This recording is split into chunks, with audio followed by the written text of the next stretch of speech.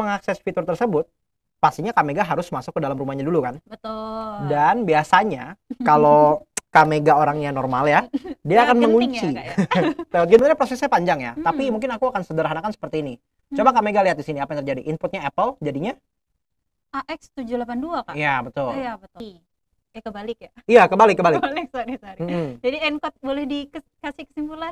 Kasih kesimpulan. Jadi encode itu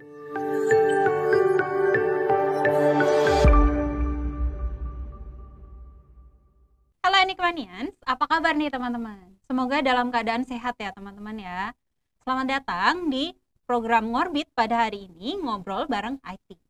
Perkenalkan, namaku adalah Mega Pangastuti, aku biasa dipanggil Mega, dan teman-teman pada hari ini akan ketemu dengan aku di Ngorbit episode ke-17 nih. Oke, Ngorbit kali ini nih teman-teman, kita bakalan ngusung sebuah materi yang tidak mungkin kalah menarik dari episode-episode yang sebelumnya nih teman-teman. Karena pada hari ini kita akan membahas tentang salah satu materi yang cukup menarik ya, yaitu tentang JWT pada Clean Architecture Golang. Dan pada hari ini nih teman-teman, aku nggak bakalan sendirian, karena hari ini aku bakalan ditemenin salah satu trainer di Enigma Camp, yaitu Kak Vincent. Jadi kita persilakan kepada Kak Vincent. Halo Kak Vincent. Halo Kak Mega, dan halo teman-teman semua. Iya, apa kabar nih Kak Vincent? Baik sekali. Oke. Boleh tolong perkenalkan diri ke teman-teman semua nih Kak, biar teman-teman semua lebih kenal ke Kak Vincent. Oke. Halo teman-teman semua, namaku Vincent. Cukup. Oh, panjang sekali yang perkenalannya ya. Oke, nice.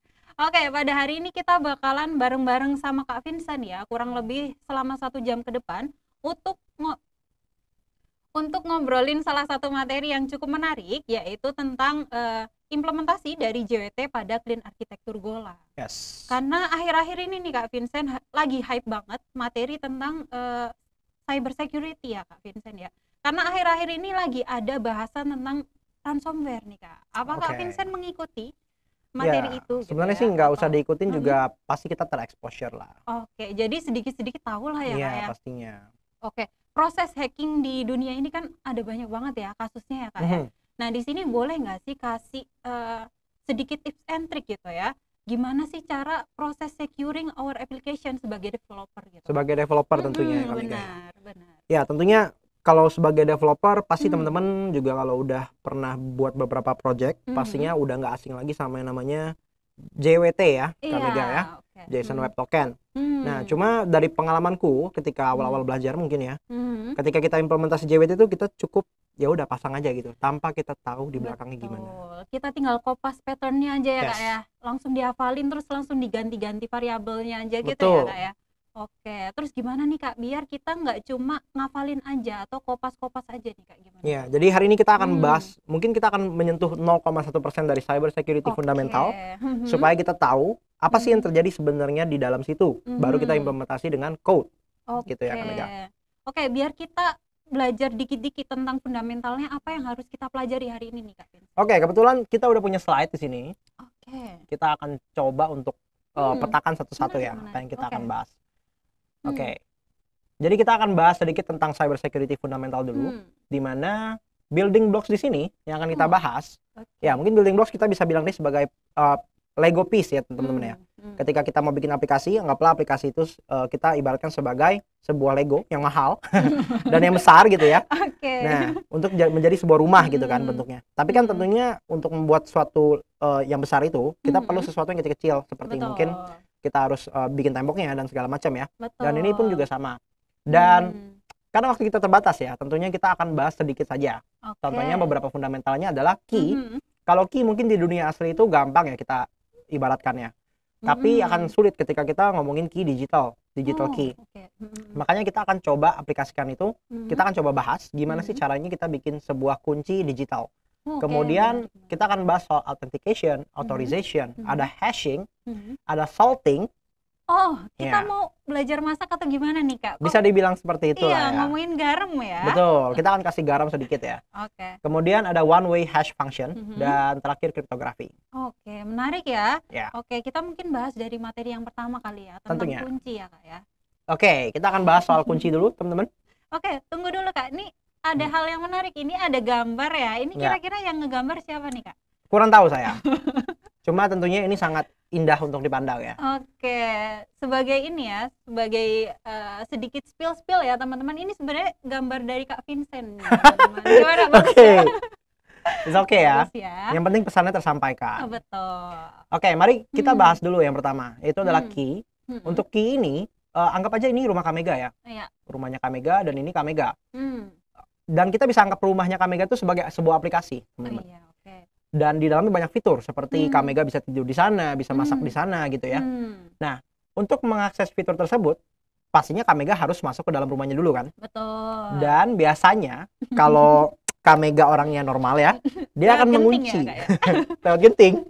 Lewat genting masuknya. Genteng. Oh iya, genteng. Oke, atau jendela gitu ya. Iya. Kalau tidak normal ya. Tapi normalnya orang-orang akan lewat pintu ya, teman-teman ya. Iya. Dan biasanya akan dikunci dan kita perlu kunci untuk masuk ke rumah. Sama lah, kita bisa analogikan itu dengan aplikasi. Nah, untuk Kamega masuk ke situ perlu kunci. Betul. Tapi apa yang terjadi kalau misalnya orang lain juga punya kunci tersebut? Bisa masuk berarti Kak Vincent. Yes, betul. Bisa ambil makanan Kamega di kulkas. Aduh, gitu bahaya ya. banget ya. Betul. Bahan-bahan makanannya bisa habis ya. Aduh, bahaya banget itu. Itu salah satu contohnya teman-teman, penggunaan kunci di dunia nyata. Nah, untuk kita ubah dia ke digital, ada beberapa step yang tadi, yang di building blocks tuh, yang nanti kita akan bahas teman-teman. Kita next dulu kali ya. Oke, boleh. Pokoknya kita udah sepakat ya, Kamega ya, tentang pentingnya kunci ini dan kunci itu untuk apa gitu ya. Betul. Oke. Sekarang kita masuk ke authentication and authorization. Nah, ini proses yang sangat penting dalam kita membuat sebuah application yang secure. Kita harus pisahkan teman-teman. Anggap saja ya, karena Kamega saking paranoidnya tadi ya, setelah mendengar kabar buruk seperti itu. Iya, karena bahaya banget ya Kak ya, nanti makananku gitu ya, mie kesukaanku nanti dimakan orang ya Kak. Jadi harus dipertahankan gitu ya. Karena Kamega saking takutnya, dia sampai mempunyai hansip teman-teman, atau mempekerjakan seorang security lah, gitu, untuk menjaga rumahnya Kamega yang sangat valuable ini, teman-teman. Gitu ya, kita bisa lihat di sini ada security. Betul. Ini masih sama tadi konsepnya. Nah, kita akan bedah dulu dari authentication yang pertama ya. Untuk authentication sendiri, ini adalah proses mengenali, teman-teman. Jadi anggap aja si security ini, Pak Satpam, akan coba mengenali siapa ini. Ternyata ini Kak Mega. Ya, of course, Kak Mega adalah yang punya rumah gitu kan. Barulah si Satpam ini akan melakukan bisnis proses lah ya, atau kita bisa bilang dia sebagai berpikir lah. Karena ini Kak Mega, ini rumahnya, ya tentu saja dikasih akses gitu ya. Dan memberikan akses itu adalah konsep dari authorization. Oh, jadi beda ya Kak ya. Tadi kalau authentication itu proses pengecekan. Identitasnya Betul. seperti apa? Apakah benar pemiliknya atau bukan, seperti itu. Kalau authorization tadi konsepnya adalah pemberian hak akses. Betul. Tergantung siapa usernya. Betul. Contohnya seperti temennya Kak Mega nih. Misalnya temennya Kak Mega datang. Terus Pak Satpam yang lihat, dirimu adalah temannya Kak Mega. Tapi tentunya hak aksesnya itu berbeda. Misalnya Kak Mega bisa akses seluruh fiturnya sampai ke ruang tidur gitu kan. Ya temannya Kak Mega harusnya enggak gitu ya. Harusnya di ruang tamu aja. Iya dong. Misalnya seperti itu. Dan ini kita bisa analogikan kembali ke aplikasi teman-teman. Misalnya admin punya hak akses semuanya gitu ya. Sedangkan kalau member atau customer hanya cuma bisa beli dan jual gitu. Misalnya menampilkan data aja ya Kak ya. Iya betul, nggak bisa sampai modify ya. Contohnya seperti itu. Nah, kita akan masuk ke hashing teman-teman. Sebenarnya hashing itu apa sih? Oh ya, by the way, aku sangat suka ya dengan 3 diagram ini ya. Input, ini nggak usah teman-teman baca sebagai hash function dulu sih. Ini kita bisa baca sebagai function aja dulu. Jadi input, function, dan output. Jadi pada dasarnya ketika kita bikin aplikasi, apalagi web based, itu akan kebanyakan I/O gitu ya, application. Artinya adalah input output application. Di mana dia perlu input, nanti diproses dulu, nanti akan mengeluarkan output. Ini kita bisa bawa kemana-mana Kak Mega. Kita bisa bawa ke programming dan lain-lain karena mostly Kak Mega kalau bikin function pasti perlu input kan. Betul. Atau mungkin nggak perlu input nggak apa-apa. Cuma intinya mostly perlu input dan dia akan mengeluarkan sesuatu gitu kan. Akan nge-return sesuatu ya. Ya, sama kayak gini. Mungkin kalau biar gampang ya untuk membayangkan ini, apalagi Kak Mega backgroundnya matematika guys, kita bisa coba bikin diagram seperti ini teman-teman. Aduh, sangat familiar sekali ya, kayak waktu kuliah dulu Kak Vincent, kita belajar seperti ini ya. Kalau dulu aku nggak ngerti ini. Sebelum belajar coding. Sekarang Kak Vincent? Sekarang aku berasa matematika tuh gampang, guys. Jadi belajar coding tuh membuat kita lebih pede juga ya. Betul. X, F masukin X-nya. Gitu ya. Simple. Hashing. Nah, untuk hashing sendiri, teman-teman, sebenarnya prosesnya panjang ya. Tapi mungkin aku akan sederhanakan seperti ini. Coba Kak Mega lihat di sini apa yang terjadi. Inputnya Apple, jadinya AX782, Kak. Iya, betul. Iya, betul. Terus kalau inputnya banana masuk ke dalam function tadi, hashing function, maka keluarnya akan menjadi BX903. Oke. What about this? Avocados. Tunggu. Kok ada sesuatu yang unik nih? Apa yang unik? Kenapa ketika kita masukin Apple, keluarnya AX782, kalau avocados itu AX782 juga nih, Kak. Kenapa bisa sama? Sedangkan inputannya itu berbeda gitu, Kak. Kenapa? Well, ini menarik ya, teman-teman. Ini menarik, teman-teman. Tapi nanti kita jelasin ini di slide yang nanti ya, Kak Mega ya. Cuma pada intinya di hashing ini adalah proses di mana kita memasukkan suatu input teks yang kita bisa mengerti. Aku, Kak Mega, dan orang-orang lain pada umumnya bisa mengerti. Tapi outputnya, waduh, apa ini? Kita nggak ngerti, gitu ya. Jadi sulit. Nah, itu adalah konsep dari hashing, teman-teman. Oke, mungkin tunggu sebentar, Kak. Oke, sebelum masuk ke hashing nih, Kak. Sebenarnya kenapa sih kita harus belajar hashing, Kak? Padahal sebenarnya tadi kita baru belajar kunci rumah gitu. Kenapa tiba-tiba lompat ke hashing? Karena hashing itu adalah salah satu performanya ya. Bukan performanya, mungkin kita bisa bilang stepnya. Salah satu step untuk membuat kunci digital tersebut. Oke, kunci digital itu maksudnya apa? Kalau di aplikasi itu kan ngomongin email, password gitu kan? Yes, itu betul. Oke. Iya, cuma kita bisa bilang yang Kak Mega tadi sebut email dan password, nanti dia dijadikan sebuah hash value. Oke, kenapa, Kak? Kenapa nih? Kenapa harus dibikin hash value? Apakah karena kita setiap hari harus membawa kunci gitu ya? Takutnya orang lain ngerti gitu. Atau kunci kita ke bawah orang, jadi orang lain bisa masuk akses rumah kita gitu, atau gimana nih? Kenapa kita harus belajar tentang hashing nih? Mungkin paling simpelnya di begini Kak Mega. Misalnya Kak Mega lagi buka laptop di cafe, Kak Mega masukin password, terus orang lain di belakang lihat. Gitu ya. Terus Kak Mega udah masuk. Mungkin orang lain saat itu yang sebelumnya belum lihat, Kak Mega buka database karena Kak Mega seorang developer ya. Kak Mega buka database, terus kelihatan. Misalnya passwordnya Kak Mega apa? Yang susah, Kak. Yang susah. Ini susah banget ya, Kak ya. Admin 123. Iya, betul. Nah, karena passwordnya itu sangat susah, admin 123, orang lain lihat di belakang pas Kak Mega buka database-nya. Wah, ternyata passwordnya admin 123. Gitu ya. Jadi setelah orang lain lihat, dengan sekilas mata dia udah bisa hafal, teman-teman. Dan ya pastinya bakal gampang untuk dia masuk ke dalam aplikasi yang Kak Mega buat. Dengan kredensialnya Kak Mega. Maka dari itu kita belajar hashing ini untuk menghindari itu tadi ya, Kak? Yes, kita akan nge-hash password yang dimasukin Kak Mega dari admin 123 menjadi bahasa seperti ini. Dan ini sebenarnya panjang banget Kak Mega. Biasanya mungkin ada 60 karakter lebih gitu ya. Hash value-nya. Cuma karena kepanjangan, jadi aku bikinnya cuma 5 letters. Gitu ya. Simpelnya seperti itu untuk hashing. Nah, ini juga terkait dengan pertanyaan Kak Mega tadi. Kita mau bahas soal salting nextnya. Nah, untuk salting ini sendiri, let's say kayak tadi ya, passwordnya tadi itu kan bisa dibilang ini ya, misalnya kita ambil contoh, ada banyak banget password yang dimasukin, misalnya ada 1 juta password, tapi maksimal hash value yang, karena hash value ini teman-teman, fixed length. Jadi misalnya kita set hash value itu cuma bisa 60 karakter. Atau nggak kita anggap aja 5 karakter deh. Iya, biar lebih mudah ya dikomprehend lebih mudah untuk dibayangkan ya. Karena ini cuma 3 ya kelihatannya gampang gitu ya. 5 karakter. Nah, coba bayangin kalau misalnya inputnya itu ada 1 juta input. Berarti ada kemungkinan nanti outputnya sama. Betul. Contohnya ini ya, Apple dan avocados. Outputnya sama. Artinya apa? Misalnya passwordnya Kak Mega itu Apple dan passwordku avocados, teman-teman. Aku bisa login ke akunku dengan pakai passwordnya Kak Mega. Loh, karena bahaya ini. Iya. Karena hash value-nya sama gitu ya. Di belakang layar seperti itu. Nah, itulah kenapa kita perlu namanya hashing. Salting. Kita kasih garam dikit ya. Kita kasih garam dikit. Hambar-hambar banget ya. Betul. Masih sama kayak tadi. Ini kotak ini kita anggap aja sebagai function. Hash function. Dan ini kan password kita tadi. Misalnya passwordnya adalah cherry dan ini keluarnya hash value kan. Nah, tapi ada yang unik yang lainnya adalah kita masukin sedikit garam.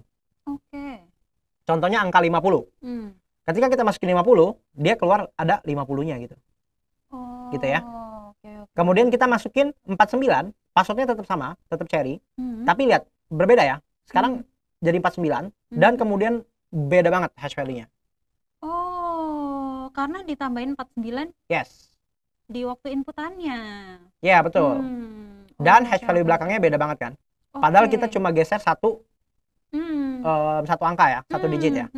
Ya, nah, ini konsep dari salting teman-teman, yang teman-teman harus tahu juga. Oke, menarik. Menarik ya. Nah, kemudian ini balik lagi ke tempat di mana tadi kita bertanya-tanya soal hashing kok bisa outputnya sama. Ya anggap aja teman-teman set, misalnya nih, ini hash gitu ya. Ini hash value yang memungkinkan kita untuk kita buat gitu. Sebanyak apa? Kita ternyata cuma bisa bikin 10 ember. Tapi kita mau tampung 100 password. Gitu ya.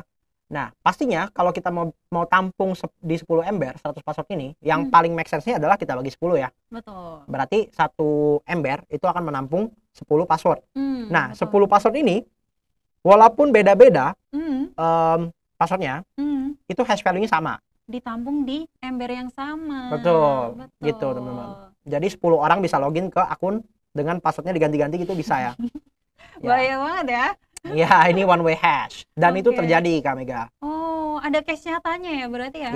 Ya tentunya dengan misalnya aplikasinya punya jutaan user, mungkin miliaran user, itu udah pasti terjadi sih. Coba nggak apa-apa, nggak usah takut ya. Karena kan kita masih punya kredensial lainnya seperti email atau two-factor authentication dan lain-lain, teman-teman. Ya, karena pada dasarnya nggak ada security yang nggak bisa ditembus. Semuanya kalau misalnya seorang hacker dikasih uang yang cukup, artinya kayak dia bisa beli komputasi power yang besar, ataupun misalnya seorang hacker diberikan waktu yang cukup, misalnya umur dia bisa 1000 tahun gitu ya, mau jenisnya apapun, security-nya itu pasti tembus, Kak Mega. Makanya cara untuk prevent-nya gimana? Satu-satunya cara adalah adding layer. Layer password, nanti ada layer two factor-nya lagi, nanti tambahin layer lagi, seperti kalau misalnya di HP, kalau kita salah terus, kekuncinya berapa? Setahun gitu. Bisa jadi terlalu lama ya. Gawat ya. Ya, kayak gitulah salah satu contohnya, teman-teman ya. Berarti kalau di dunia nyata tuh kayak di airport gitu kali ya. Karena di situ layering security-nya kan banyak banget ya, Kak ya. Dari mulai screening barang-barang, terus habis itu screening pakai beberapa alat seperti itu ya. Jadi itu akan lebih secure daripada hanya satu layer security aja gitu ya. Oke, kita next dulu ya. Oke, sekarang kita akan bahas soal kriptografi. Nah, ini soal kriptografi ini teman-teman lupakan dulu soal code ya. Jadi soal code ini itu kita bahas code sama coding itu beda ya. Jadi code ini tuh jangan dihubungin sama programming dulu, karena code yang kita akan bahas adalah zaman dulu. Code zaman dulu. Jadi code itu dibikin kayak gini. Ini misalnya kalimat kodenya apa. Dan ini dia bisa menghasilkan actual message-nya apa. Misalnya Kak Mega nggak tahu ya, apakah Kak Mega pernah nyontek dulu pas SMA kerjasama dengan temannya gitu ya. Nah, itu kan kode kan. Kedip satu artinya A gitu. Betul. Nah, itu kode Kak Mega. Gitu ya. Nah, di dalam kriptografi kita akan bahas beberapa hal seperti encode, decode, ada ciphers, dan itu nanti akan bisa di encrypt atau di decrypt, dan ada secret key kriptografi. Gitu ya. Contohnya seperti Kak Mega tadi, yang kalau kedip satu kali itu jawabannya A, di sini kita bisa ya jawabannya nomor 1 bang gitu ya. Kita akan bikin dia jadi sebagai sebuah kode. Apel gitu misalnya. Ini proses encode, teman-teman. Dan kalau decode ya sebaliknya ya. Apple dan jawabannya nomor 1 bang gitu ya. Simple ya Kak Mega ya. Jadi kesimpulannya encode itu berarti dari pesan asli menjadi kode. Kalau decode itu berarti kode menjadi pesan asli gitu ya Kak Vincent ya. Dan kalau zaman dulu hal-hal seperti ini akan disimpan di dalam buku. Jadi ya kalau misalnya bukunya Kak Mega, buku code-nya Kak Mega kecolong gitu ya, dicuri orang, ya dia tahu semua rahasia Kak Mega. Bahaya banget ya. Betul. Karena bahaya, makanya muncullah sesuatu yang namanya ciphers. Ya, ciphers ini itu sama kayak encode dan decode atau code. Bedanya adalah di setiap digits atau di setiap letters, karakter, itu ada algoritmanya. Gitu. Contohnya yang terkenal di sini aku bawa nih namanya Caesar cipher. Dipakai itu dia pakai untuk nge-cipher message mereka. Agar kalau dikirim di tengah jalan dicolong orang, orang baca juga, oh apaan nih gitu ya. Dikirain random ya. Yes, betul. Tapi tentunya masih bisa dipecahkan. Karena prosesnya seperti ini, teman-teman. Kalau nggak bisa dipecahkan ya ini ya, jadinya one way hash function. Kita nggak bisa pecahkan. Benar. Nah, encrypt itu gini misalnya, plain text yang kayak tadi. Jawabannya nomor 1 gitu ya. Kita masukin sebuah key. Key-nya itu bisa berupa apapun. Dan kemudian dia akan mengeluarkan ciphertext. Ciphertext itu adalah kalimat yang udah diacak ataupun value yang udah diacak. Contohnya gini, apple, kita masukin angka 1 sebagai key-nya. Kalau sister cipher ini simple banget, teman-teman. Dia cuma ngegeser alfabet. Jadi misalnya apple, si A-nya jadi B, P-nya jadi next-nya. Aku nggak hafal, Kak Mega. Tapi nggak apa-apa ya, teman-teman ya. Intinya seperti itu. Makanya di sini, ketika kita masukin A, single karakter A, digeser 1 sama dia, jadi B. Nah, ini proses encryption. Gimana dengan decryption? Sama. Yang kita masukin adalah ciphertext-nya sekarang. Dan dia akan keluarin plain text. Nah, tapi kira-kira menurut Kak Mega, key-nya ini apa? Key-nya berarti -1. Betul, -1. Gitu ya. Jadi caranya seperti itu untuk encrypt dan decrypt. Dan ini sering disebut sebagai ciphertext. Atau lebih kerennya lagi bahasanya sekarang encryption. Gitu. Benar, Kak. Kalau untuk kasus ini berarti ciphertext-nya itu adalah B ya. B, selanjutnya key-nya adalah -1 dan plain text-nya berarti A gitu ya. Betul. Itu untuk ngedecrypt. Kalau untuk encrypt key-nya 1 gitu ya. Oke. Mantap ya. Menarik. Nah, yang seperti itu tadi yang udah kita bahas, teman-teman. Itu salah satunya implementasinya zaman dulu yang sangat-sangat revolusioner. Itu adalah Enigma Machine. Ya, mungkin Enigma juga ini ya, teman-teman ya. Dapat referensi dari sini ya namanya ya. Enigma Machine dipakai di zaman Perang Dunia Kedua. Ya, tugasnya untuk itulah ya, ngacak-ngacak informasi. Biar nggak diketahui musuh. Betul. Dan bahkan sebenarnya dipakai untuk biar tidak diketahui sama teman. Sesama teman bahkan. Iya. Biar nggak mengetahui. Ya? Karena kan zaman dulu ya ada suatu negara yang memakai mesin ini. Dia membentuk sebuah allied gitu kan. Nah, karena mereka nggak mau kalau misalnya rahasia negaranya bahkan diketahui sama temannya. Dia harus memakai Enigma Machine. Di decrypt dengan algoritma yang sangat canggih pada zaman itu, gitu ya. Dan tentunya mungkin bisa dipecahkan sudah ya. Tapi kalau zaman dulu ini benar-benar canggih banget dan sulit banget untuk dipecahkan, Kak Mega. Jadi inilah hasil dari kriptografi implementasi nyata pada zaman dulu. Gitu ya. Nah, mungkin selesai ya. Iya. Apakah sudah obrolan kita? Kita ngobrolnya udah, kita tinggal ngoding aja nih. Nah, biar lebih seru ya, semua materi yang kita pelajari tadi ya, kita langsung implement sebagian ya, Kak ya. Sebagian di clean arsitektur Golang. Betul. Oke. Kalau seperti itu, mari kita coba langsung pakai Golang ya. Boleh dijelasin dulu, Kak, ini Kak Vincent pakai toolsnya apa aja nih? Aku pakai Linux, teman-teman. Dan kalau teman-teman pakai Windows ataupun Mac, ya coba dikulik sendiri ya. Boleh disesuaikan ya teman-teman ya. Atau kalian bisa langsung akses course-nya di mana, Kak Mega? Di LMS dong, di enigmacamp.com. Teman-teman bisa daftar lewat course online atau course offline, seperti itu. Yes. Apalagi yang ngajar tuh Kak Mega, teman-teman. Aduh. Oke. Aku di sini sekarang mau coba untuk init dulu ya, projectnya ya. Mungkin bisa diperbesar Kak Vincent biar lebih kelihatan. Oh ya, oke.